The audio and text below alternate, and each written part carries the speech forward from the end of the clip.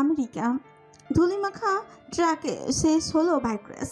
দর্শকের করতালিতে মুখরিত হয়ে উঠল পুরো স্টেডিয়াম। বিজয়ী ট্রফি হাতে রায়ান যখন মঞ্চে উঠেছিল, তার চোখে ধরা পড়ল প্রতিদ্বন্দ্বী দলের কয়েকজন ঈর্ষান্বিত দৃষ্টি। বিশেষ করে মীরা, সে আগের 3 রেস জিতেছে, এবার রায়ানের কাছে হেরে গিয়ে হিংসা চলছে।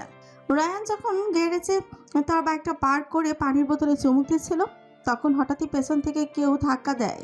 সে সামলে উঠতেই দেখে চারিদিক ঘিরে ফেলেছে মীরা ও তার গ্যাং। মুখে ধূর্ত হাসি, হাতে রেঞ্চ চেইন আর helmet. You really thought winning the race makes you the king? This is just the beginning, Ran. Losing with dignity is better than attacking from behind, Mira. And I always answer injustice in my own style. কথা শেষ না হতে এক chain swing করে এলো রায়ানের দিকে। Ryan দারুণ ফুর্তিতে সেটাকে এড়িয়ে গিয়ে এক খুশিতে মীরায়ের সঙ্গী লুকাকে মাটিতে ফেলে দিল। তখন শুরু হলো ধ্বংসযজ্ঞ।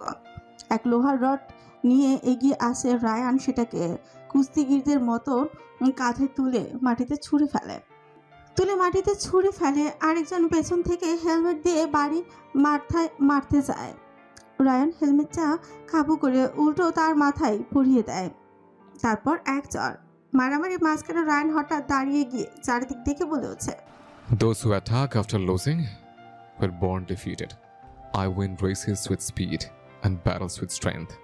সবাই অবাক হয়েছে তার সাহস আর দক্ষতা। একে একে সবাই কাহিলে মাটিতে গড়াগড়ি খেতে থাকে।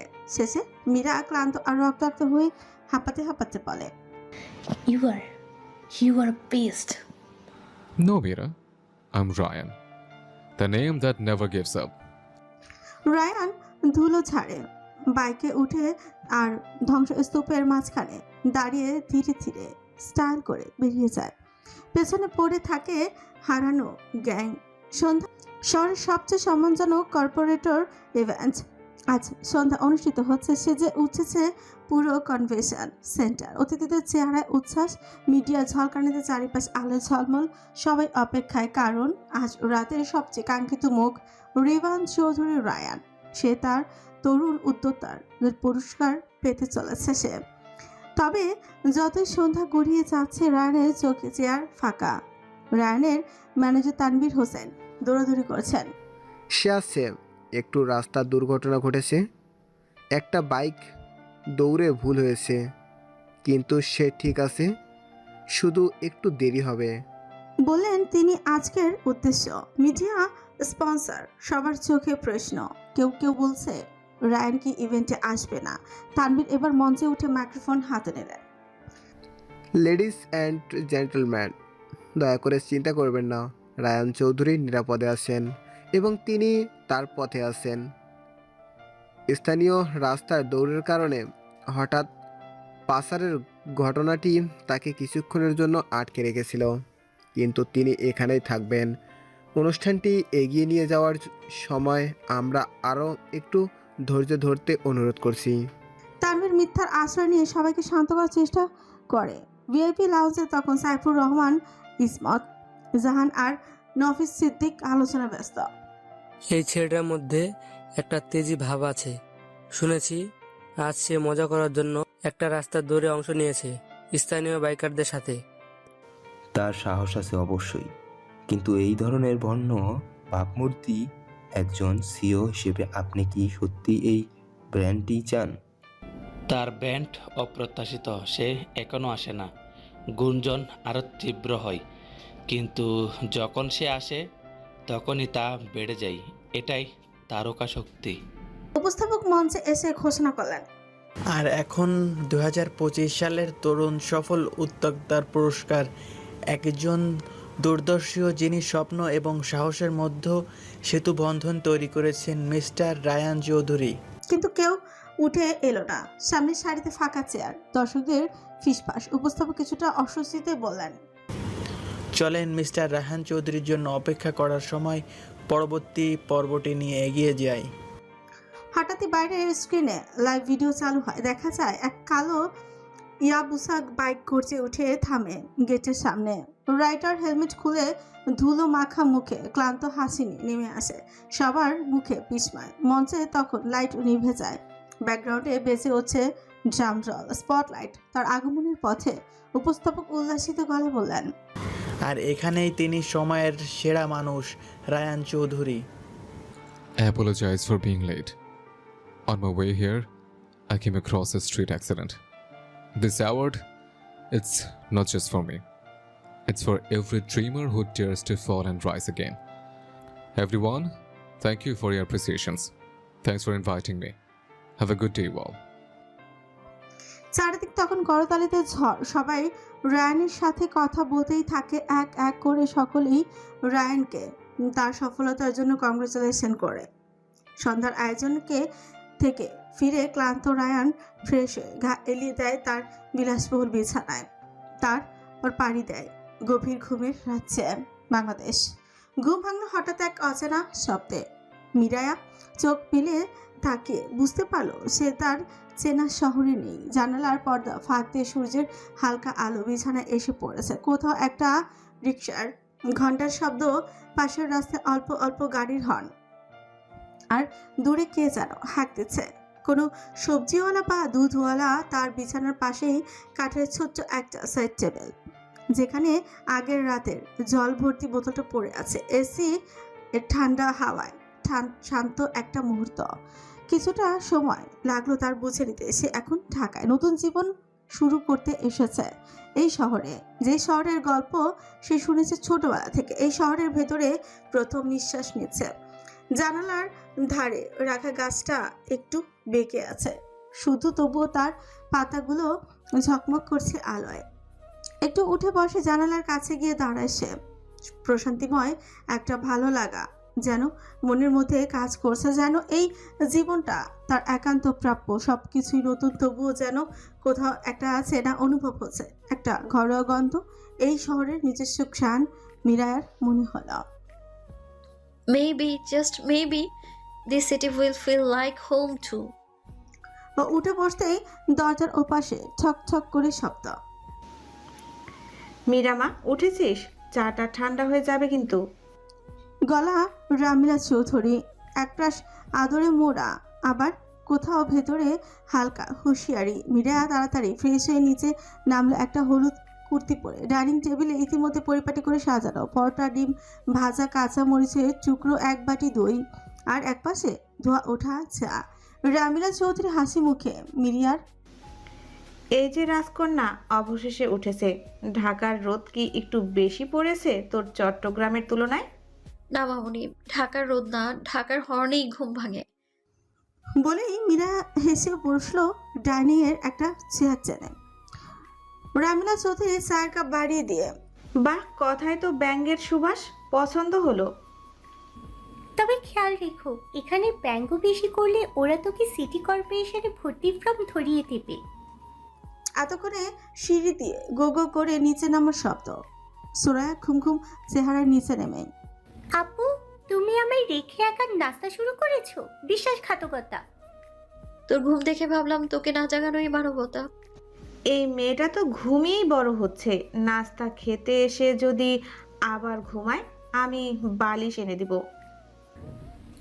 মামুনি, আমি এখনো আইডিএম স্টেজে ছিলাম। চামচ না দিলে চোখ বন্ধ করেই খাবো। তারা তিনজনে টেবিলে বসে গল্পে মেতে উঠেছে। হঠাৎই পেছন থেকে এক গম্ভীর গলা। ঘুম থেকে উঠে সবার আগে যা প্রয়োজন সেটা হলো সাউন্ড এন্ট্রি। সবার মাথা ঘুরে গেল রুদ্রের দিকে। হাতে একটা সানগ্লাস, চুল এলোমেলো, আর পরনে স্রেফ একটা ঝুলন্ত টি শার্ট, যেন ফ্যাশন আর অবহেলার নিখুঁত মেশাল। রুদ্র হাসি মুখে সিঁড়ি বেয়ে নেমে আসে। সো কেমন লাগছে ঢাকায় first morning? Miss Chittagong, miss and snooze button. একদম প্রাণবন্ত, কিন্তু ঢাকায় তুমি ছাড়া কেউ কি সকাল 8টায় সানগ্লাস পরে ঘোরে? আমি ঘুম থেকে উঠে নিজের সৌন্দর্য সহ্য করতে পারি না।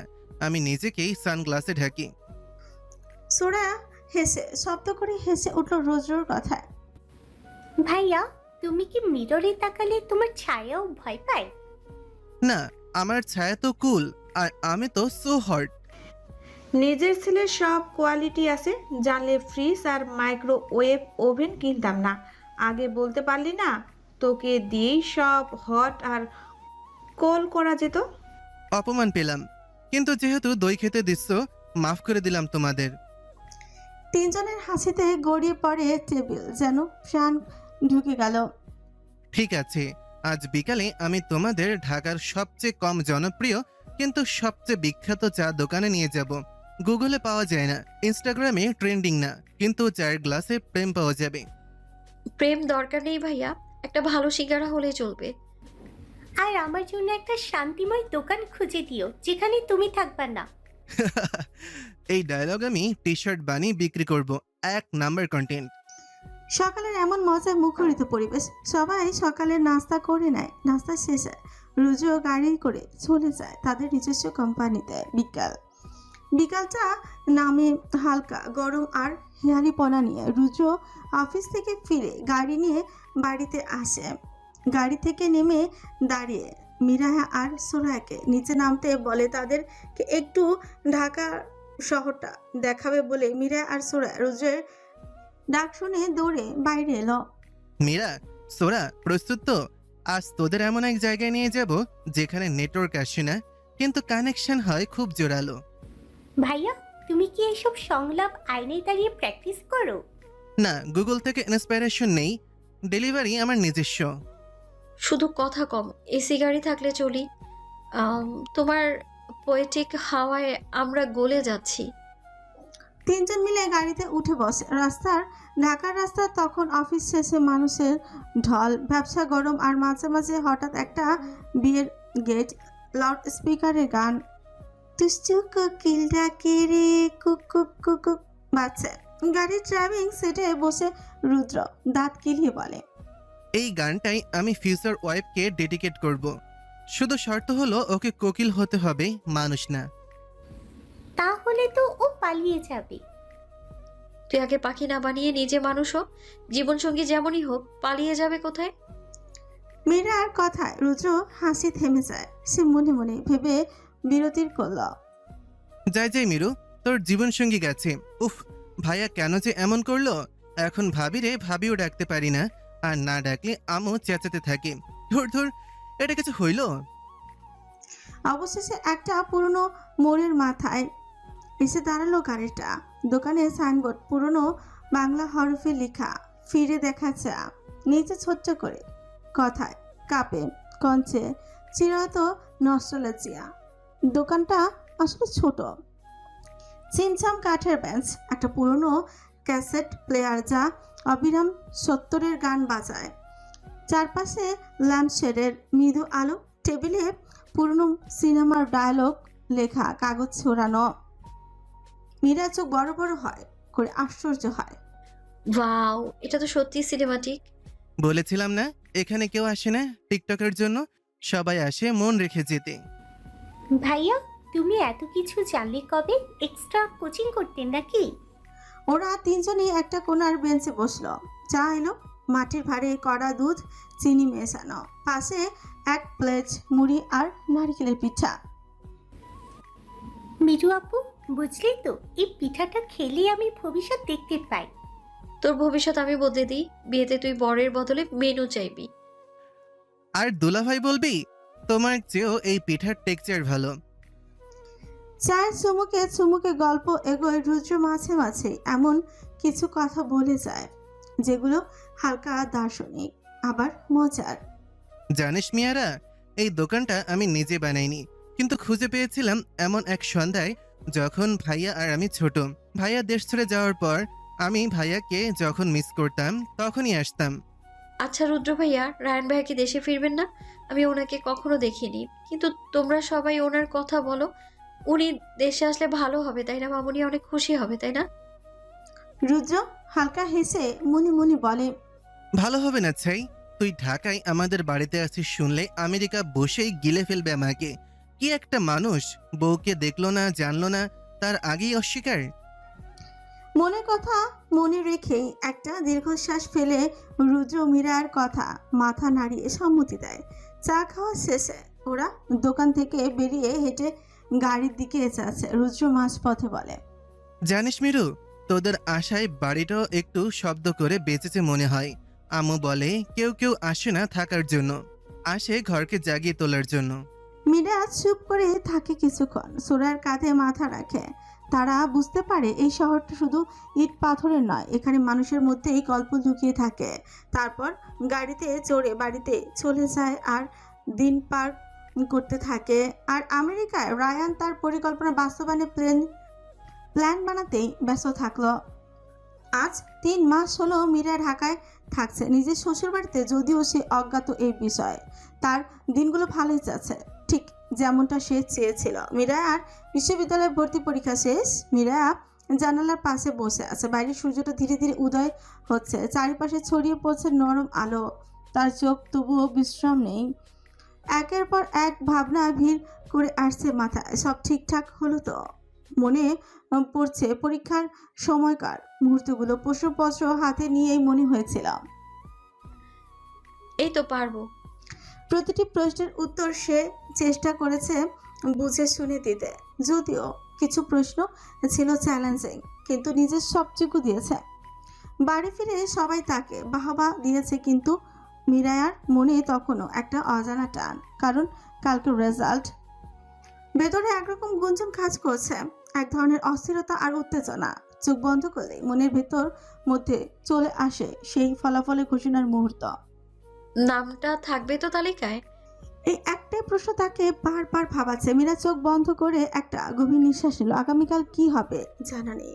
মীরার মনে এক অদ্ভুত অনুভূতি, যেটা ভয়, উৎসাহ, ভালো লাগা সবকিছুর মিশ্রণ। সকাল 10টা, মাত্র কয়েকদিন আগে মীরার 18তম জন্মদিন ছিল, কিন্তু আসল আনন্দটা এলো সকাল আজ। মীরা নিজেই বলেছিল আয়নায় তাকিয়ে, এবার আমি লাইসেন্স করব। বাইক চালানো শিখে ফেলেছি তো কবেই। এখন রাস্তায় বের হতে হবে নিজের পরিচয় নিয়ে।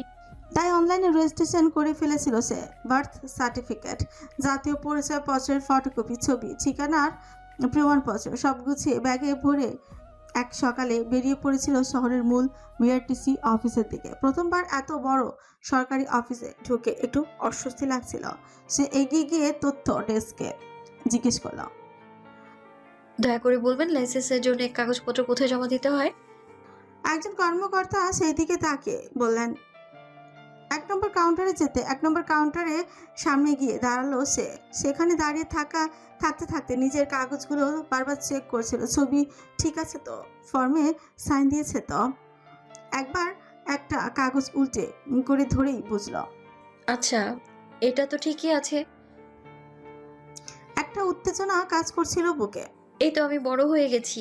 আরে অবশেষে ডাক পড়লো তার। কাগজে জমা দিতে দিতে অফিসার একবার তাকে বললেন, SMS আসবে, কবে যেতে হবে। ফেরার সময় তার মনে হচ্ছিল আজকের দিনটা শুধু লাইসেন্সের জন্য কাগজ জমা দেওয়ার দিন নয়। আজ যেন নিজেকে একটু বেশি স্বাধীন মনে হচ্ছে, নিজের সিদ্ধান্তে, নিজের চেষ্টায় আর নিজের রাস্তার হাঁটার প্রথম পদক্ষেপ।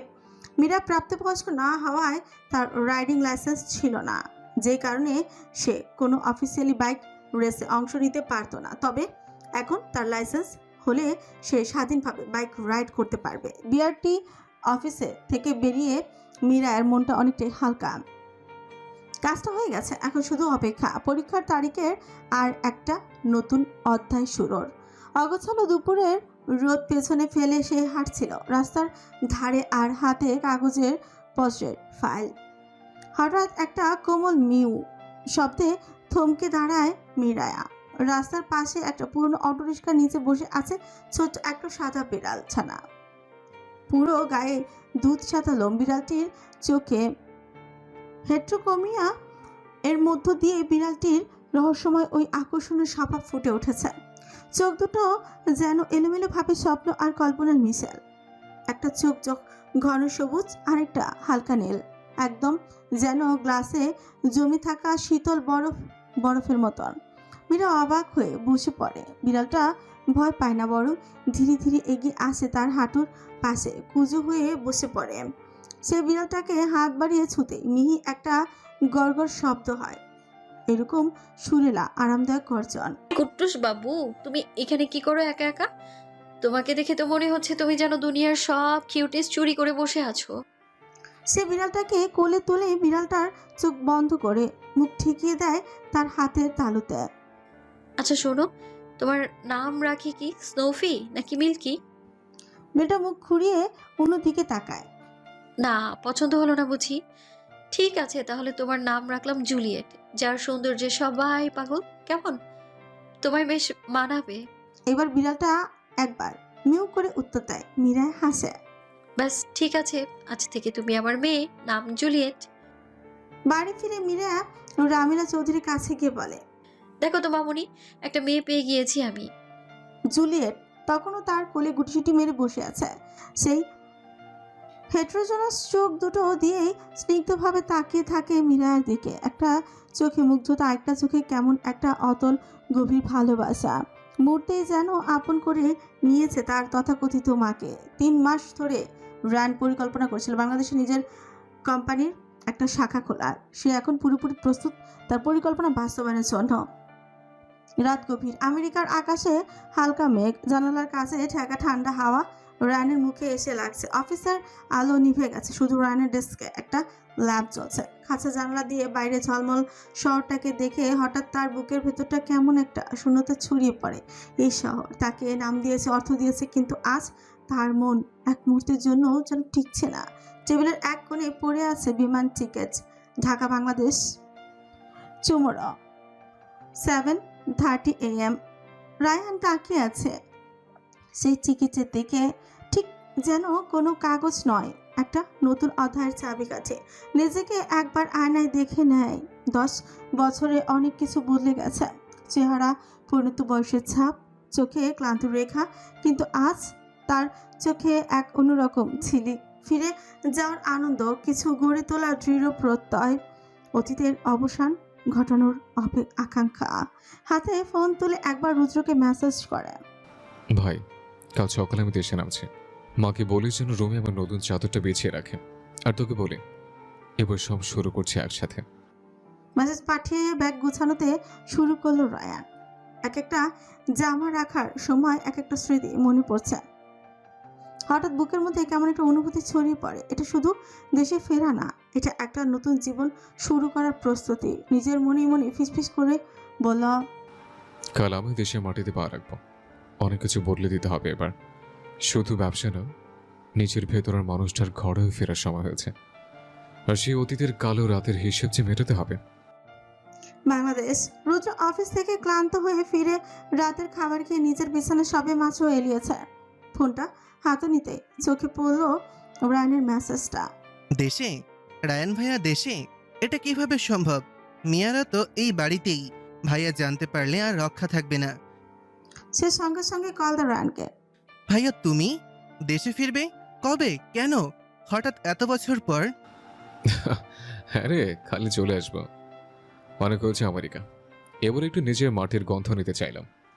তুই তো ভেবেছিলি তোর এখানে সব সেট, হঠাৎ এমন ডিসিশন? কিছু হয়েছে? সবকিছু ঠিক আছে, তবে কিছু ব্যাপার আছে যেটা সামনাসামনি বললেই ভালো হবে। ব্যাপার মানে? তোর কি কিছু সমস্যা হয়েছে নাকি তুই? রুদ্র তার কথা শেষ করবার আগেই হালকা হাসি দিল রায়ান। তুই এখনো আগের মতোই সবকিছুতে চিন্তা করে ফেলিস। দেখা হোক, সব বলবো। ভাইয়া তুই তো এমন না, তোর কি কোনো কাজ আছে দেশে? রায়ান রুদ্রের কথা যে খানিকটা বিরক্ত হয় গম্ভীর স্বরে। কি হয়েছে বলতো? তুই এমন কেন করছিস? আমি দেশে ফিরলে কি কোনো সমস্যা? রুদ্র মনে মনে ভাবল, এখন কি ভাইয়াকে মিয়ারা ভাবির ঢাকায় আমাদের বাড়িতে থাকার বিষয়ে জানাবো? এটা কি ঠিক হবে? রুদ্র শত চিন্তার পর সিদ্ধান্ত নিল সে এখন রায়ানকে কিছু জানাবে না, কারণ সে ভয় পাচ্ছে যদি রায়ান এই ব্যাপারে জানতে পারে তাহলে সে হয়তো দেশেই ফিরবে না। রুদ্র নিঃশ্বাস ফেলে বলল, কিছু হয়নি ভাইয়া, আমি তো এমনি সিকিউরিটি থেকে প্রশ্ন করেছি। ঠিক আছে, তুমি এসো, আমি মাকে জানিয়ে তোমার রুম পরিষ্কার করিয়ে রাখবো। তবে এটা মাথায় রেখো, তোমার দেশে ফেরাতেই আমাদের জীবনে আবার ঝড় যেন না আসে, যেমনটা তোমার যাওয়ার জন্য হয়েছিল। রায়ান রুদ্রের কথা শুনে একটু চুপ থেকে তার উত্তর করে এক রহস্যময় হাসি নিয়ে, ঝর্ণা বলি হাওয়ার দোলা, কিন্তু সেটা কার জন্য কিভাবে আসবে সেটা তো কেবল সময়ই বলবে। রায়ান ফোন কেটে দেয়। ভাইয়ের এমন অদ্ভুত উত্তরে রুদ্রের রাতের ঘুম হারাম করার জন্য যথেষ্ট ছিল। সে দ্রুত কথাটা রামিলা চৌধুরীকে জানায়। বড় ছেলে দেশে ফেরবার খবর পেয়ে সে তো খুশিই হলো, তবে তার মাথায় চিন্তার ছাদ দেখা গেল না। সে চাইছিল মিরায়া আর রায়ান মুখোমুখি হোক আর তাদের ভবিষ্যৎ নিয়ে তাদের নিজেদের মতামত জানাক। রায়ান ফ্লাইট জার্নি শেষ করে ফিরেছে দেশে, আর মাহির তাকে রিসিভ করতে এসেছে বিমানবন্দরে।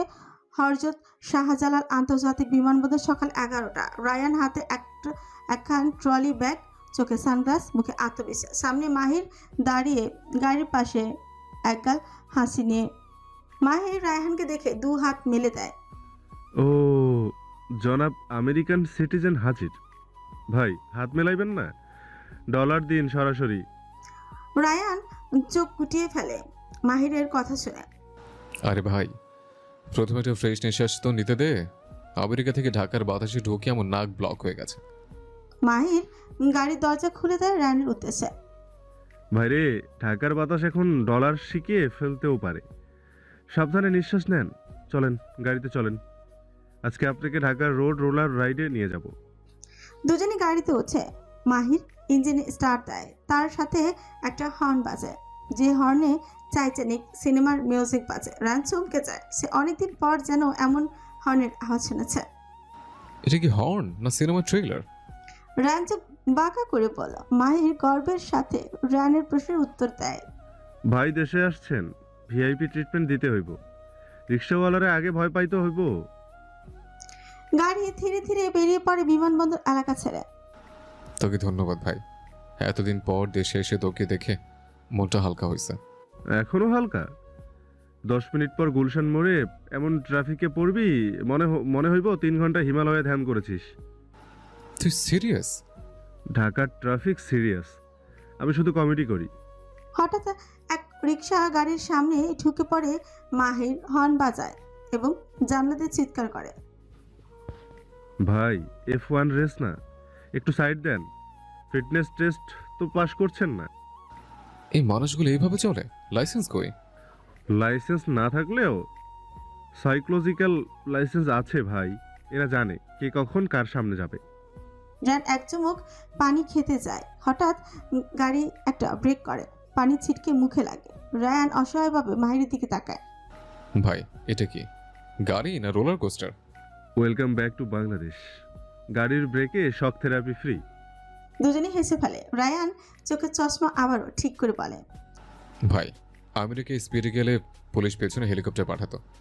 এখানে পুলিশ দেখে এই স্পিডে না চালালেই তারা সন্দেহ করে এই লোক এত ধীরে চালাচ্ছে কেন। দুজন আবারও হেসে ওঠে।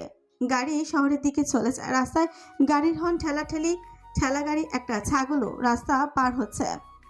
দেশি গন্ধে ভরা এক অদ্ভুত স্বস্তি ও বিশৃঙ্খলার মিশাল। গাড়িতে মাহির ও রায়ান গুলশানের দিকে যাচ্ছিল। রাস্তায় হালকা ট্রাফিক। মাহির হঠাৎ হেসে উঠল। এই যে আমেরিকান ভাই, একটা সিরিয়াস প্রশ্ন করি। তোর সিরিয়াস প্রশ্ন শুনলে আমার পেট ব্যথা শুরু হয়, বল। মাহির হাসতে হাসতে প্রশ্ন করে ফেলল। তোর ওই পিচ্চি বউটা কেমন আছে রে? এখন নিশ্চয়ই অনেক বড়, কলেজ তো শেষ হয়তো। রায়ান মাহিরের প্রশ্নে রেগে চোখ বড় করে চেঁচিয়ে। মাহির তুই আবার ওই বিষয়টা টানলে? ওই বিয়েটা একটা দুর্ঘটনা ছিল, আমাকে না জানিয়ে না বুঝিয়ে 7 বছর বয়সে কোনো মেয়ের সাথে বিয়ে দিয়ে দিল। ভাব দেখো, 7 বছরের মেয়ে বিয়ে, আর তোর মুখে এমন সিরিয়াস ডায়লগ, যেন নেটফ্লিক্স ডকুমেন্টারি বানাচ্ছিস। আচ্ছা দোস্ত, ধরে নে ভাবির সাথে তোর দেখা হলো, তাহলে কি করবি? রায়ান গলা একটু নামিয়ে ছুচে কুটিল হাসি টেনে পড়ল। কমপক্ষে 5 মিনিট টানা তার ঠোঁট দুটো তো নিজের ঠোঁট দিয়ে যুদ্ধ করব। কি? রায়ান আবার একইভাবে ভাব নিয়ে বলে। হ্যাঁ এটাই করব। 10 বছর ধরে আমার বউয়ের খেতাব নিয়ে রেখেছে, অথচ স্বামীর হক এখন আদায় করা হয়নি আমার। বিষয়টা দৃষ্টিকটু।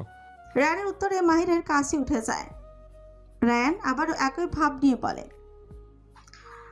রায়ানের উত্তরে মাহিরের কাশি উঠে যায়। মাহির নিজেকে সামলিয়ে বলল। এই বেহা, 10 বছর ধরে তো তুই বাইরে, বউরে না দেখেছিস আর না স্বীকৃতি দিয়েছিস, তো কিসের স্বামীর হক? হ্যাঁ দেখেছিস কখনো আমার সাথে তোর সো কল্ড ভাবিকে? না, আমি কিভাবে দেখবো? তুই তো নিজেই নিজের বউরে দেখোস নাই। তো দেখলাম না, ধরলাম না, ছুলাম না, খেলাম না, আমার বউ কেমনে হলো? তোর ভাবি কেমনে হলো? আচ্ছা আচ্ছা, রাগ করিস না ভাই। তা দেশে ফিরলি কেন? আবার আমেরিকায় গিয়ে বরফ খেতে পারতিস। রায়ান একটু চুপ থেকে গম্ভীর গলায়। ফিরেছে, ওর জন্যই ফিরেছে। মাহির হঠাৎ চুপ হয়ে যায়। গাড়ির ইঞ্জিনে হালকা শব্দ ছাড়া কিছু শোনা যায় না। তারপর আবারও মাহির মুখে বাঁকা হাসে। মানে তুই সত্যি তোর ওই পিচ্ছি বউটার জন্য, মানে ভাবির জন্য দেশে ফিরেছিস? রায়ান চোখে একরাশ অভিমান নিয়ে দীর্ঘশ্বাস ফেলে বলল, ওর পিছিয়ে নেই মাহির, আমার মতই বড় হয়েছে, আর আমি ঠিক করেছি এবার নিজের জীবনের জিনিস নিজে ঠিক করব। তুই যেটা জোকস বানাস সেটা আমার জীবনের সবচেয়ে বড় জ্বালা ছিল। মাহির একটু লজ্জা পায়, গাড়ির গতি কমিয়ে দেয়। মাহির কোমল গলায় বলে, ভাই দুঃখিত, আমি তো ভাবছিলাম তুই এখনো আগের মতোই রিয়াক্ট করবি, বুঝিনি তুই সিরিয়াস। আচ্ছা তাহলে এখন কি করবি ভেবেছিল? ডিভোর্স? রায়ান হঠাৎ এমন একটা কথা যেটা একেবারেই অপ্রত্যাশিত আর তিক্ত, সেই কথাটার অভিঘাতে যেন চারিদিকে আবহাওয়াটাও বদলে গেল। মুহূর্তের মধ্যে আকাশটা মেঘে ঢেকে গেল। সূর্যের আলো ঢেকে গিয়ে চারিপাশে এক ধরনের চাপা অন্ধকার নেমে এলো। বাতাস থমকে গেল, যেন প্রকৃতিও রায়ানের কথায় থমকে গেছে। মেঘলা আকাশটা শুধু বিষণ্ণ না, বরং রীতিমতো রৌরা, যেন রায়ানের কথার প্রতিধ্বনি করে প্রতিবাদ জানাচ্ছে। আর মাহির, সে তো পুরোই হতবাক, চোখ দুটো বিস্ফোরিত, মুখে কিছুটা খোলা, যেন ঠিক বুঝতে পারছে না রায়ান এটা বলল কি করে। কিন্তু কিছু বলার ভাষাও খুঁজে পাচ্ছে না। চোখের কোণে সন্দেহ, বিস্ময় সব একসাথে খেলা করছে, যেন নিজের কানে বিশ্বাস করতে পারছে না এমন কিছু রায়ানের মুখে সে শুনবে। চুপচাপ ড্রাইভ করতে থাকা মাহির আর আকাশের মেঘলা অবস্থা দুটোই যেন রায়ানের কথার ওজন টেনে নিয়ে হঠাৎ ভারী হয়ে উঠেছে। ঢাকা শহরের আকাশটা, সকালটা আজ একটু অন্যরকমই। আকাশটা কেমন যেন বিষণ্ণ ঘন মেঘে আছে পুরোটা। রোদের কোনো চিহ্ন নেই, বাতাসও থমথমে। একরকম আবহাওয়ায় মানুষ একটু চুপচাপ থাকে। শহরের শব্দটাও কমে আসে।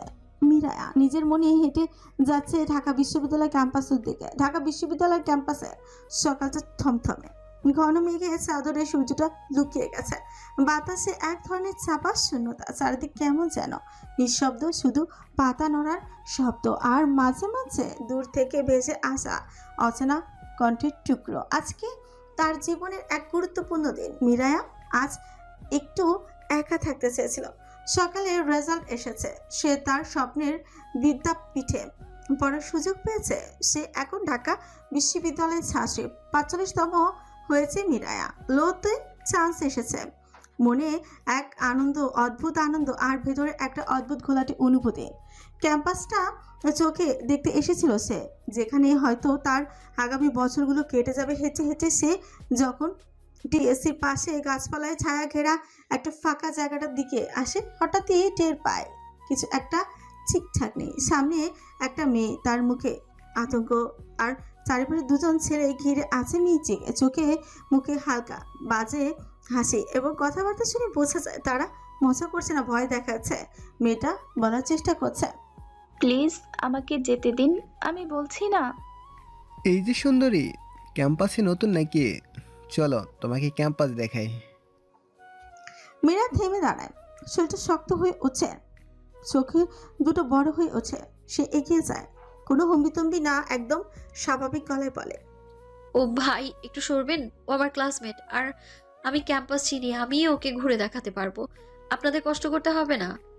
তুই কে রে? তোর ক্লাসমেট হইলেই কি? ভাইয়েরা কথা বলতেছে দেখিস না?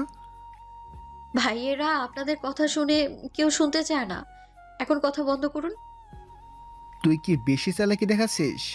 গায়ে হাত দেই? মীরা এবার ব্যাগ থেকে ধাতব পানির বোতলটা টেনে ধরে।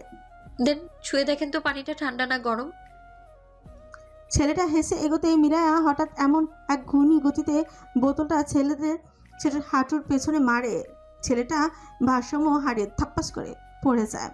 দ্বিতীয়জন ধাক্কা দিতে যায় মীরার সাথে সাথে মেয়েটাকে পেছনে ঠেলে দেয় এবং নিজে সামনের দিকে ড্রাইভ দিয়ে তার পাও নিচে বাধা দিয়ে ফেলে দেয়।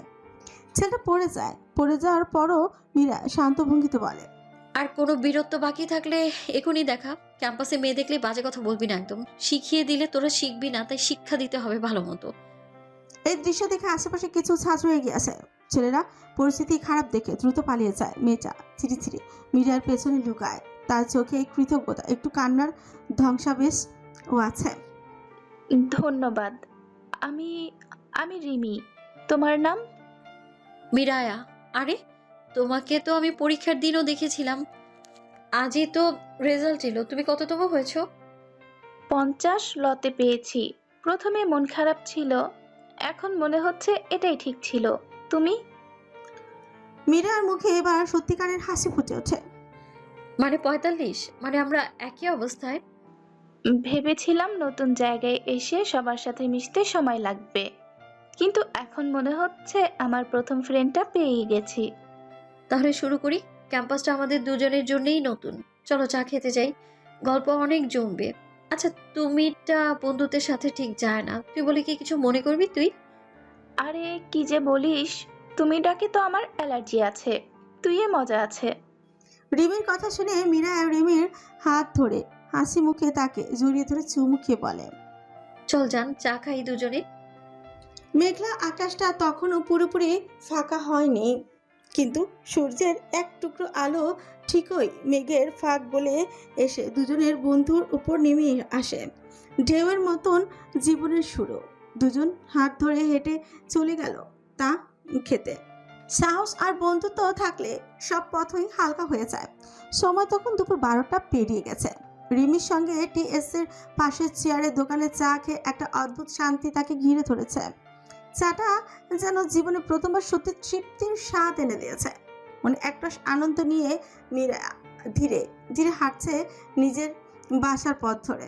রাস্তার পাশে থাকা গাছগুলো নিচু হয়ে বাতাসকে অভ্যর্থনা জানাচ্ছে। হঠাৎ একটা ঠান্ডা হাওয়ায় এসে ওর কপালে চুল উড়িয়ে দেয়। মীরা থেমে দাঁড়ায়, চোখ তুলে দেখে আকাশটা ধূসর হয়ে উঠেছে। আরও মিনিট 5 আগে যেটা ছিল শুধু মেঘলা, এখন সেখানে মেঘের ভেতর এক ধরনের ব্যাকুলতা। হঠাৎই নেমে আসে বৃষ্টি, ছোট ছোট ফোঁটা, তারপর দ্রুত বড় হয়ে নামে চিপ চিপ ঝরে পড়া বৃষ্টির ঢেউ। প্রথমে একটু অবাক হয় মীরায়া, হাতে থাকা ব্যাগটা বুকের কাছে ধরে সে দাঁড়িয়ে থাকে কয়েক সেকেন্ডের জন্য। তারপর তার ঠোঁটের কোণে ধীরে ধীরে ফুটে উঠে এক অনিয়ন্ত্রিত হাসি। সে চোখ বন্ধ করে 2 হাত ছড়িয়ে দেয় আকাশের দিকে, মুখটা তুলে দেয় উপরে, যেন প্রতিটি বৃষ্টির ফোঁটা তার মুখে এসে পড়ে। মীরা একটু কেঁপে ওঠে, শুধু ঠান্ডা না, আবেগে। তারপর সে নাচতে শুরু করে একদম মুক্তভাবে, কোনো ছকে বাঁধা না, নিজের মতো করে 2 হাত মেলে ডান পা একটু ঘুরিয়ে মাথা দুলিয়ে সে যেন নিজেকে এক রেণুতে ভরা ঘূর্ণির মতো ঘুরে ঘুরে নাচে। কাঁধের ব্যাগটা নাচতে থাকে, নাচতে নাচতে একটু পেছনে পড়ে যায়, কিন্তু তার কোনো হুঁশ নেই।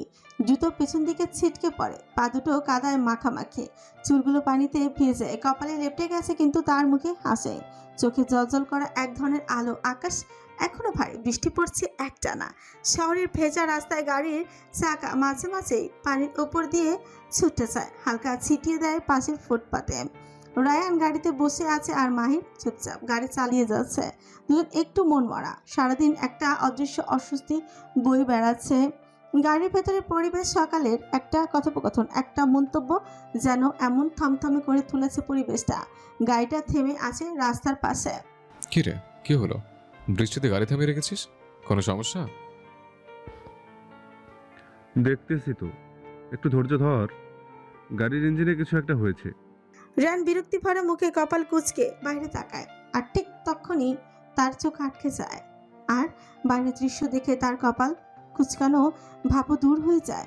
তার মুখে ফুটে উঠছে এক মৃদু হাসি, যা লক্ষ্য করা কষ্টকর। বৃষ্টির মধ্যে রাস্তার ওপাশে একটা মেয়ে পুরোপুরি ভিজে, নিজের মধ্যে হারিয়ে গিয়ে নাচছে। না কোনো পারফরমেন্স, না কোনো ক্যামেরা সামনে, না, সে একদম নিজের মতো করে নিজের জন্য নাচছে। সে হাসছে, ঘুরছে, হাত ছুঁড়ে দিচ্ছে আকাশে, পা ছুঁয়ে দিচ্ছে ভিজে রাস্তার কাদার মাঝে। তার চুল ভিজে, গালে লেপটে গেছে কাপড়, বৃষ্টিতে সাদা হয়ে গা ঘেঁষে আছে, কিন্তু মুখে তৃপ্তির সেই রায়ানের বুকের মধ্যে হালকা কাঁপুনি তুলে দেয়। রায়ান গাড়ির উইন্ডো নামায় যেন বৃষ্টির শব্দটা পরিষ্কার শোনা যায়। মেয়ে তখন 2 হাত ছড়িয়ে পুরো শরীর দিয়ে নাচছে, ঘুরছে। বৃষ্টির নিচে চোখ বন্ধ করে এক অনিবর্চনীয় মুক্তির মধ্যে ডুবে আছে। তার মুখে ছিল না কোনো ভয়, কোনো দ্বিধা, শুধু এক বিশুদ্ধ আনন্দ, যেটা কেবল তারা অনুভব করতে পারে যারা নিজের সঙ্গে সন্ধি করেছে। রায়ানের চোখ ধাঁধিয়ে যায়। এই মুহূর্তটা কোনো সিনেমার দৃশ্য নয়, কোনো সাজানো নাটক নয়, এটা বাস্তব অথচ স্বপ্নের মতন। রায়ান মিরারের দিকে এক নজরে তাকিয়ে থেকে পরখ করা শুরু করে। গাড়ি জানালার কাচের উপর দাঁড়িয়ে থাকা মেয়েটাকে রায়ান চিনে না, অথচ সেই অচেনা মেয়েটার ভেতরে এক অচেনা মোহ জন্ম নিচ্ছে। মেয়েটির মধ্যে এমন এক সৌন্দর্য আছে যা চোখে পড়ার মতো নয়, চোখ আটকে রাখার মতন। একটা ভিজে এলোমেলো পোর্ট্রেট যেন নিজে জীবন্ত হয়ে উঠেছে। সে সাজেনি, মেকআপ নেই, কিছুই নেই, কিন্তু তার প্রতিটি ভাঁজে, রেখায়, প্রতিটি ভঙ্গিমায় আছে এক অনন্য দুধে। তার ত্বকটা ঠিক যেন দুধে আলতা মেশানো, নরম, মোলায়েম আর ঝকঝকে। বৃষ্টির ফোঁটা গড়িয়ে পড়ছে গাল পেয়ে, আর গালের লালাপ আভা সেই পানির রেখাকেও উজ্জ্বল করে তুলেছে। ডান গালে একটা ছোট্ট টোল, মৃদু হাসি সময় পরে, কিন্তু রায়ান এখন এমনিতেই দেখতে পাচ্ছে সেটাকে, যেন তার চোখ ঠিক সেইখানটায় আটকে আছে। সেই চোখ দুটো বড়, গভীর, আর তাতে অদ্ভুত এক মায়া। উষ্ণ ব্রাউন রঙের সেই চোখে জলের ছায়ায় আরো উজ্জ্বল হয়ে উঠেছে। পাপড়িগুলো ঘন, ভিজে গাল ছুঁয়ে নেমে আসা বৃষ্টির ফোঁটা রায়ানের মনে এক ধরনের কৌতূহলের জন্ম দেয়। তার চোখ হালকা গোলাপি, একেবারে প্রাকৃতিক, মনে হয় যেন ভেজা পাপড়ির মতো বৃষ্টির ফোঁটা এসে একটু পরশ দিলেই নুড়ি হচ্ছে। ঠোঁটের নিচে ডান পাশে একটা তেল, অন্য কারো হলে হয়তো সাধারণ দাগ, কিন্তু তার মুখে সেটাই হয়ে উঠেছে ব্যক্তিত্বের সেলমোহর। চুলগুলো কোমর ছোঁয়া, এলোমেলো ভাবে ছড়িয়ে আছে তার ঘাড়, কাঁধ আর পেট জুড়ে। ভেজা চুলগুলো গা ঘেঁষে নেমে আসছে, আর কখনো কপালে লিপটে থাকছে, হাওয়ার সঙ্গে হালকা দুলছে, আর সেই ভেজা চুলে আলো পড়ে এক ঝিকিমিকি সৃষ্টি করছে। রায়ান ঠিক বুঝতে পারছে না বৃষ্টির আলোয় এমন করে কেউ কতটা স্বাভাবিক থেকে এতটা অন্যরকম হয়ে উঠতে পারে। তার কাপড় সাধারণত, কিন্তু বৃষ্টিতে পুরো ভেজে, শরীরের গঠনের প্রতিটি রেখা স্পষ্ট। সাদা ভেজা জামায় যেন আরো উজ্জ্বল হয়ে উঠেছে তার আকৃতি, তার কোমরের শেপ, তবে সেখানে কোনো অশ্লীলতা নেই, বরং এক রকম সৌম্যতা, যা দেখেও চোখ নামানো যায় না, আবার তৃপ্তিও আসে না। রায়ানের মনে হচ্ছিল ধীরে ধীরে ভেতরে একটা ঝড় উঠছে, না শুধু রূপ দেখে, তার ভেতরে একটা জ্বলন্ত আনন্দ, একটা গোপন আগুনও জ্বলে উঠেছে। সে বোঝে না এই অনুভূতি প্রেম কিনা, তবে সে বোঝে এই মেয়েটি সাধারণ নয়। তার আত্মবিশ্বাস, তার চোখে থাকা মায়া, আর এই বৃষ্টির ভেতরে নিজের জন্য নাচার সাহস, সব মিলিয়ে সে এমন এক আকর্ষণ তৈরি করেছে যা শুধু চোখ দিয়ে নয়, মনের গভীর স্তর থেকে অনুভব করা যায়। রায়ানের মুখে অদৃশ্য এক হাসি ছিল, তবে হঠাৎই মিলিয়ে গেল। রায়ান সঙ্গে সঙ্গে হকচকিয়ে চারিপাশে চোখ বুলিয়ে নিল। সে আসলে দেখছিল এই অপ্সরাকে, কি সে ছাড়া অন্য কেউ দেখছে কিনা। তবে কারো উপস্থিতি না দেখে রায়ান যেন খুবই স্বস্তিতে একটা দীর্ঘ নিঃশ্বাস ফেলে বুকের বাম পাশে হাত রেখে মনে মনে বলল, এই মেয়ে কি পাগল? রাস্তায় দিনে দুপুরে মানুষ খুন করতে এই রূপ নিয়ে বৃষ্টিতে দিচ্ছে? এমন করে কেউ হাসে? বুকে লাগছে আমার।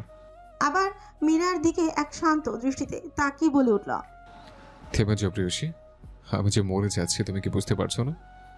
কে তুমি রেইনড্রপ? হঠাৎই এই মীরাকে দেখার পথ বন্ধ করে একটি বড় ট্রাক রায়ানের চোখের সামনে চলে যায়।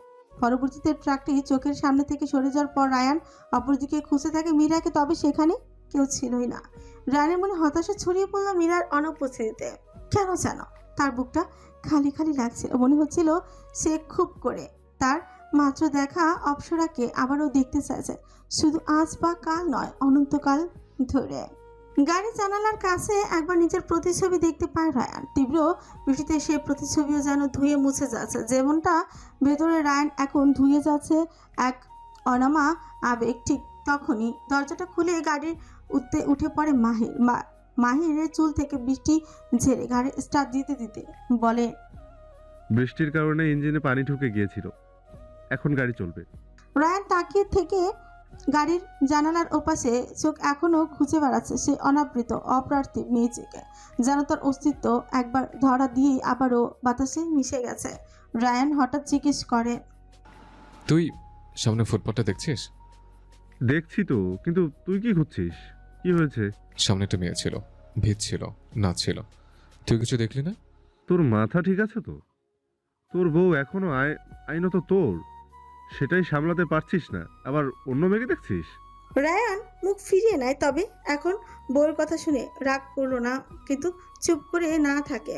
গলার সাথে কেমন যেন অচেনা রকম কোমল করে বলল, আমি মেয়ে দেখছিলাম না মাহির, হয়তো আমি দেখছিলাম একটা অনুভব, একটা হাওয়া, এক ফোঁটা জল, একটা ছায়া, যে বুকের ভেতর ঝড় তুলে দিয়ে চলে গেল, আর রেখে গেল সেই ঝড়ের শব্দ। মাহির এবার একটু থমকে যায়, গাড়ির গতি বাড়ায়, কিন্তু মুখে একটা অদ্ভুত অভিব্যক্তি। তোর কবিতা লেখার স্বভাব তো ছিল না, এখন হঠাৎ এত ভাবুক কবে হইলি রে? রায়ান তাকায় না, শুধু জানালার বাইরে এক দৃষ্টিতে চেয়ে থাকে। তার চোখে তখনও সেই নাচের প্রতিচ্ছবি ভেসে উঠেছে। গাড়ি চলতে থাকে। রায়ান অনুমনস্ক দেখে মাহির প্রশ্ন করে, এখন কোথায় যাচ্ছি আমরা? কিছু তো বলছিস না। রায়ান নিজের থেকে স্পষ্ট করে বলল, ডিভোর্স ফাইল করেছে আমেরিকায় থাকাকালীন, এখন পেপারস আনতে আমার লিগ্যাল অ্যাডভাইজারদের কাছে যাচ্ছে। যদিও শুরুটা আমার হাতে হয়নি, তবে সম্পর্কের শেষ আমার হাতেই হবে।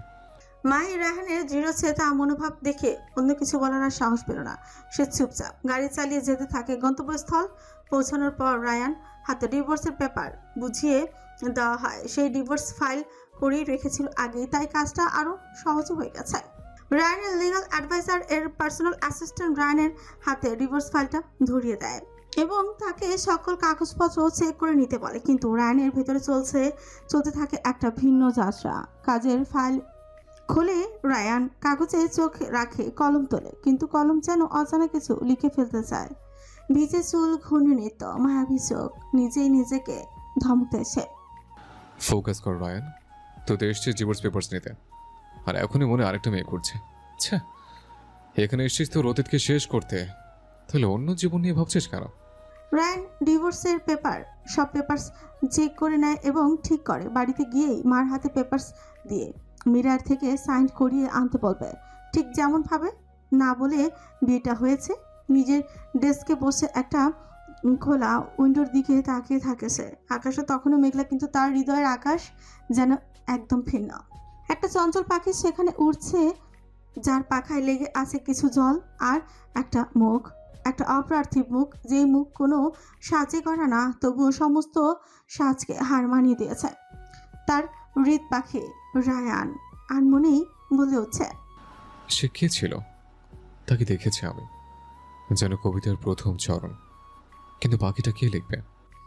বৃষ্টিতে নাচার সময় মিরায়ার ফোন হঠাৎই বেজে ওঠে। মীরা আসতে দেরি হচ্ছিল বলেই মীরার ফোনে কল আসতেই থাকে। তাই বৃষ্টিতে ভেজা শেষ করে মীরা হাঁটতে থাকে বাসার দিকে। বুকটা তখনও ভরে আছে একরাশ আনন্দে। ঢাকা বিশ্ববিদ্যালয়ে চান্স পাওয়া এক স্বপ্নের মতোই। মাথার উপর মেঘ, পায়ের নিচে কাদা, তবুও তার মনে সেই অনুভূতি যেন সে মাটিতে হাঁটছে না, ভাসছে। বাসায় পৌঁছেই দরজায় দাঁড়িয়ে হাত দেয়। মামুনি, আমি এসে গেছি। তার কণ্ঠে এমন এক উচ্ছ্বাস যেন শব্দগুলো নাচতে নাচতে বেরিয়ে আসছে তার মুখ থেকে। ভেতরে থেকে দ্রুত পায়ের শব্দ আসে, দরজা খুলে যায়। রামিলা চৌধুরী তাকিয়ে দেখেন ভেজা মেয়ে দাঁড়িয়ে আছে, মুখে সেই চিরপরিচিত দুষ্ট হাসি। রামিলা চৌধুরী একটু গম্ভীর গলায় বলল, এ কি মীরা, এভাবে ভিজে এলি কেন? ঠান্ডা লেগে যাবে তো। আরে মামুনি, জানো আমি চান্স পেয়ে গেছি 45তম ঢাকা বিশ্ববিদ্যালয় আইন বিভাগ। ও রামিলা চৌধুরী বিস্ময় আর আনন্দে ওকে বুকে জড়িয়ে ধরেন। আলহামদুলিল্লাহ, তুই তো পারবি। চল আগে ফ্রেশ হ, তারপর খেয়ে নিস, গায়ে তো কাঁপুনি দিচ্ছে। ওকে। মীরা ঘরে ঢুকতেই ছোট একটা ছায়া দৌড়ে এসে ওর পায়ে লেপটে যায়। আরে জুলিয়েট, তুই তো তোর মতোই, আমি তো ভিজে ভিজে এসেছি, তাও তুই আদর করতে এসেছিস। মীরা জুলিয়েটকে কোলে তুলে নেয়। একটা নরম সাদা বিড়াল, গা ছুঁয়ে থাকা লোম যেন তুলো দিয়ে করা, গলায় ছোট্ট একটা ঘন্টা, হালকা টিং টিং শব্দ হয় যখন নড়ে। জুলিয়েট, তুই জানিস আজ তোর মা ইউনিভার্সিটিতে চান্স পেয়েছে, ঢাকা ইউনিভার্সিটি। হাহা, এখন থেকে আর কেউ আমায় পাত্তা না দিলে বলবো আমি ঢাকা ইউনিভার্সিটির ছাত্রী। জুলিয়েট কেমন যেন বুঝতে পেরে চোখ টিপে দেয়। মীরা হেসে বিড়ালের কপালে একটা চুমু দেয়। তুই অনেক কিউট, আমার কুট্টুসটা, আমার বাচ্চাটা, আমার মাম্মা। জুলিয়েটকে আদর করে মীরা ওকে নিয়ে নামিয়ে দেয়। পরক্ষণেই সোরায়া রুমে প্রবেশ করে। একা একা ভিজে এলে আমাকে নিলে কি এমন ক্ষতি হতো? সোরার মুখটা সামান্য ভার করে কথা বলতে মীরা সামান্য হেসে সোরার হাত ধরে ঘুরাতে ঘুরাতে বললাম, সোরা বড় রে, শুন শুন, আমি চান্স পেয়ে গেছি ঢাকা ইউনিভার্সিটিতে। সত্যি? ডাবি, ওয়াও! এখন নতুন কলেজে ভর্তি হলে আমি সবাইকে বলতে পারবো আমার আব্বু ঢাকা ইউনিভার্সিটিতে পড়ে। আমি তো বলছিলাম তোর আপু গরিব হতে পারে, স্টাইল কম হতে পারে, কিন্তু ব্রেনের আছে। আমি তো বলি বাইক রাইড করতে করতে ঢাকা ইউনিভার্সিটিতে চান্স, খবর ছাপানোর মতো শিরোনাম। তোর মুখে ঝাল লাগুক, আমি কত কষ্ট করেছি তুই জানিস। সোরা দুষ্টু হাসি হেসে মীরার কাছে আসতে গেলে, আরে আরে কি করিস, আমার সম্পূর্ণ শরীর ভেজা, এখন তুইও ভিজে যাবি। সর, এখন ফ্রেশ হয়ে এসে আদর করব। সোরাকে কথাটা বলেই মীরা ফ্রেশ হতে চলে যায়। শাওয়ারের পানি পড়ে কাঁধ থেকে বেয়ে নামতে নামতে তার মনের ক্লান্তিও যেন ভেসে যায়। মাথার চুলগুলো ধুয়ে দেয়, চোখ বন্ধ করে কল্পনা করে এই ক্যাম্পাস, এই শহর, এই নতুন শুরু, নতুন জীবন শুরু হলো বুঝি। আজকের মতো দিন তো আর সব সময় আসে না। ফ্রেশ হয়ে আয়নার সামনে সে দাঁড়ায়, চুল খোপা করে বাঁধে, একটুও সাজে না, তবু নিজের মুখটা দেখে হালকা হাসে। ভেতর থেকে হাসলেই মুখটা সুন্দর লাগে বলে আয়নাকে। তারপর মীরা নিচে নেমে যায় খাওয়ার জন্য। দুপুরে খাওয়া দাওয়া শেষ করে সে একটা লম্বা ঘুম দেয়। বৃষ্টিতে ভেজার কারণে আজকে ঘুম, শান্তির ঘুম এসেছে তার চোখে, তবে মাথাটা ভার হয়ে আছে। এদিকে দূরে কোথাও রায়ান তখনও জানে না এই মেয়েটি তার ভাগ্যকে উল্টে দিতে চলেছে, যার জন্য তার খাওয়া দাওয়া হারাম হওয়ার পথে। ঢাকার অদূরে একটা বিশাল খোলা জায়গা, নতুন নির্মাণাধীন ভবনের জন্য নির্ধারিত জমি এখানেই হতে যাচ্ছে রায়ান ইন্ডাস্ট্রি। রায়ানের আমেরিকান কোম্পানির বাংলাদেশ শাখার অফিস হেডকোয়ার্টার। চওড়া গেট, আধা পাকা রাস্তা, পাশে বাসে ঘেরা পাইলিং এরিয়া, আর সামনে দাঁড়িয়ে থাকা কিছু হেলমেট পরা শ্রমিক। মাটি কাটার মেশিনগুলো চলছে গম্ভীর গর্জনে। রায়ান সাদা শার্টের উপর কালো কোট পরে সানগ্লাসে ঢাকা চোখে। পাশে মাহির আর দুইজন লোকাল ইঞ্জিনিয়ার। কথা হচ্ছে হাত নেড়ে, প্ল্যান বোঝাচ্ছে সবাই, কিন্তু এই সময়টা রানের জন্য যেন একটা অদ্ভুত ঘোলাটে স্তরে কেটে যাচ্ছে। সে দাঁড়িয়ে থাকে, চোখে সানগ্লাস, মুখে স্থিরতা, কিন্তু ভেতরটা ওখানেই। তখন ঝড় চলছে, মনে পড়ে সেই দৃশ্য। বৃষ্টির মধ্যে সাদা জামা পরা মেয়েটি চোখ বন্ধ করে ঘুরছে, হাসছে, নাচছে, নিজের জন্য, কারো সামনে নয়। সেই হাসি যা ঠোঁট দিয়ে নয়, চোখ দিয়ে ঝরে পড়ে। সেই ভেজা চুল, কপালের টোল, সেই উষ্ণ চোখের গম্ভীরতা। রায়ানের বুকের মধ্যে যেন হালকা কাঁপুনি দিয়ে উঠছে। কাজের কথা শোনা যাচ্ছে ঠিকই, কিন্তু মাথার ভেতর চলছে অন্য মুভি। এই মেয়ে কি পাগল ছিল? কে নাচে এভাবে রাস্তায়? তবু এত সুন্দর লাগছিল কেন? তাকে কেন মনে পড়ছে এতবার? আমি কি সত্যি প্রেমে পড়ে গেছে? ভাই, তুই শুনছিস তো? এই ডিলার বলছে ওরা 3 দিনের মধ্যে সাইট ক্লিয়ার করবে। রায়ান কেঁপে উঠছে, যেন ঘুম থেকে জেগে উঠেছে। হ্যাঁ হ্যাঁ শুনছি। তারপর আবারও গম্ভীর মুখে ডিলারের দিকে তাকায়। ঠিক আছে, আমি কাল পুরো প্ল্যান একবার দেখি সিদ্ধান্ত নেব। ডিলাররা মাথা নেড়ে চলে যায় অন্য পাশে। মাহির তখন তার পাশে দাঁড়িয়ে চুপচাপ কিছুক্ষণ দেখে, তারপর হেসে পালে। তুই আবার কোথায় হারালি বলতো? সেই রাস্তার মেয়েটা ভাবনায় ঢুকছে বুঝি? তাহলে কি আমার পুরনো ভাবিকে জীবন থেকে তাড়িয়ে নতুন ভাবি আনতে চাইছিস? রায়ান গলা খাকারি দেয়, কিন্তু কিচ্ছু বলে না। আবারও কি ভেবে যেন এক ফাঁকে বলি ফেলে। কোথাও হারায়নি, কেবল ভাবছিলাম কত অদ্ভুতভাবে কেউ কারো ভেতর ঢুকে পড়ে বিনা অনুমতিতে। এমন ভাবি দিতে পারলে মন্দ হতো না।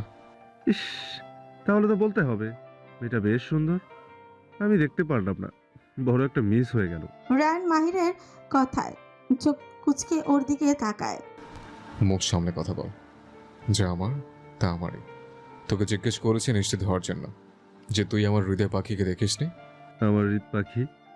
তোর না গাধা, আমার হৃদ পাখি, শুধু আমার। আচ্ছা চল, আবার ওই রাস্তা দিয়ে যাব, যদি আমার হৃদয় পাখিকে আরেকবার দেখতে পাই। দেখতে পেলে কি করবি? আমার কাছে রেখে দেব যত্ন করে। যদি না থাকে, যদি উড়ে যেতে চায়? জোর করে আমার হৃদয়ের কাছে বন্দিনী বানিয়ে রাখবো। তবুও কি আমার হতে হবে? ওর ইচ্ছে থাকুক বা না থাকুক। সামনে বিশাল ফাঁকা জমি, পেছনে সবার হাঁটা চলা, অথচ রায়ানের চোখ যেন খুঁজে ফেরে হৃদয়ের আকাশে মুক্তভাবে উঠতে থাকা তার হৃদ পাখির খেয়ালে। সে একবার আকাশের দিকে তাকায়। বৃষ্টি হলে কি ও আবার নাচবে? আমার হৃদ পাখি আরেকটা বার কি আমাকে দেখা দেবে? সময় রাত 9:50। বৃষ্টি থেমেছে। চৌধুরী বাড়ির বারান্দা থেকে চিপটিপ জল ঝরছে। রায়ান দীর্ঘ 10 বছর পর আজ চৌধুরী বাড়ির দরজা। রায়ান ঢুকলো দোরগোড়া পেরিয়ে। তার চোখে নতুন জায়গার প্রতি কোনো বিস্ময় নেই। এটা তার পরিচিত ঠাঁই, তবু অচেনা হয়ে গেছে সময়ের সাথে।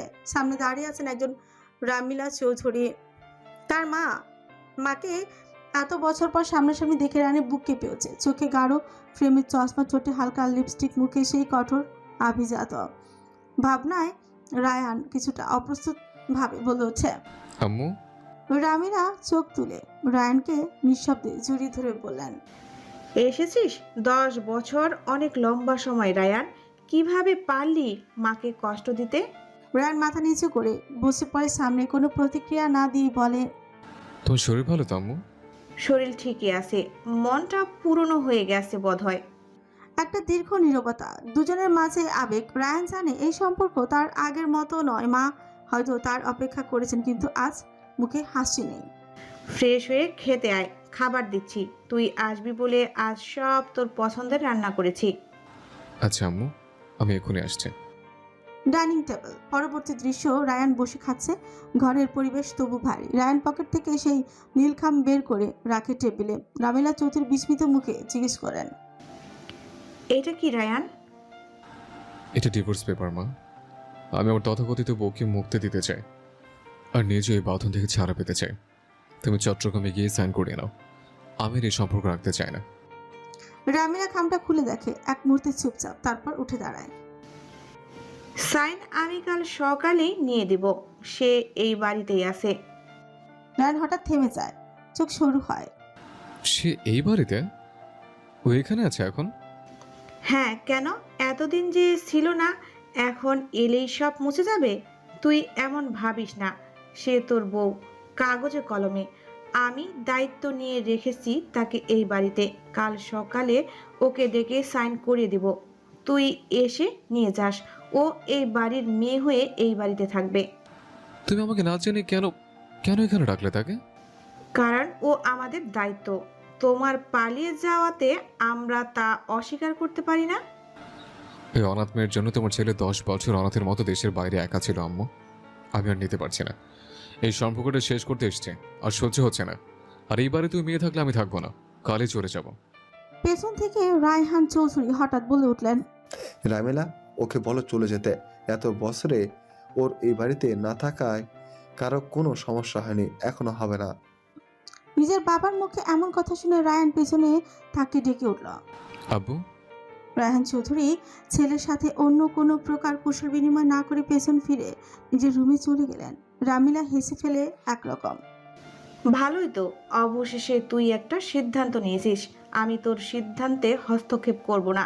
শুধু মনে রাখিস, যে মেয়েটা তোর বিয়ে করা বউ, আর তার একান্ত ভাবে কেবল তুই আছিস। যেটা না সে জানে, আর না জানার উপায় রাখছিস তুই। রায়ান আর কিছু বলে না, শুধু নিঃশব্দে উঠে চলে যায় নিজের রুমে। অন্যদিকে চৌধুরী বাড়ি দোতলায় রায়ানের রুমের একদম পাশের রুমটাতে মিরায়া। ঘরটা আলো আধো অন্ধকার। জানালার পাশে একটা বালিশে হেলান দিয়ে বসে আছে মিরায়া। চোখে হালকা ক্লান্তি, সারাদিনের চাপা আনন্দে শরীরটা আজ হালকা গরম গরম লাগছে। জ্বর ঠিক নেই, তবুও শরীর কেমন যেন ভেতরে ভেতরে কাঁপছে। খেতে ইচ্ছে করেনি, নিচে যাবার শক্তি পাচ্ছিল না, তাই আজ সে ডাইনিংয়ে নামেনি। তাকে খাওয়ার জন্য ডাকা হয়েছিল, এটাই স্বাভাবিক, তবে সে নামেনি। এবং সে জানেও না নিজে সেই মানুষটা এসে গিয়েছে যাকে 10 বছর আগে কাগজে কলমে তার জীবনে ঠেলে দেওয়া হয়েছিল। রাত 12:40। ঘুম আসছে না, মাথাটা ভার ভার লাগছে, মুখ শুকিয়ে আসছে, পেট কেমন যেন কুকড়ে আসছে, ক্ষুধা পেয়েছে। মীরা ধীরে ধীরে উঠে দাঁড়ায়, চোখে হালকা ক্লান্তি, হাতে একটা পাতলা শাল, পা টিপে টিপে নিচে নামে। ফ্রিজের সামনে রান্নাঘরে চৌধুরী বাড়ির মেইন কিচেন আধো আলোয় ভরা। ফ্রিজটা খুলে দেখে এক পাশে র্যাকে রাখা আছে ডাল, রোস্ট, ডিম ভুনা। একটা প্লেট নিয়ে নেয়। পাশে রাখা রাইস কুকারে হাতে গরম ভাত আছে। সাবধানে নিয়ে মাইক্রো ওভেনে গরম করে। অল্প ভাত মীরা নিচের প্লেটে তুলে বসে পড়ে ডাইনিংয়ে। টেবিলের কোণে একটা নিঃশব্দ রাত, সবাই ঘুমিয়েছে আর সে চুপচাপ বসে খাচ্ছে একা। তবুও শান্তি লাগছে তার। পেটের ক্ষুধা কমেছে, মনটাও একটু হালকা হচ্ছে।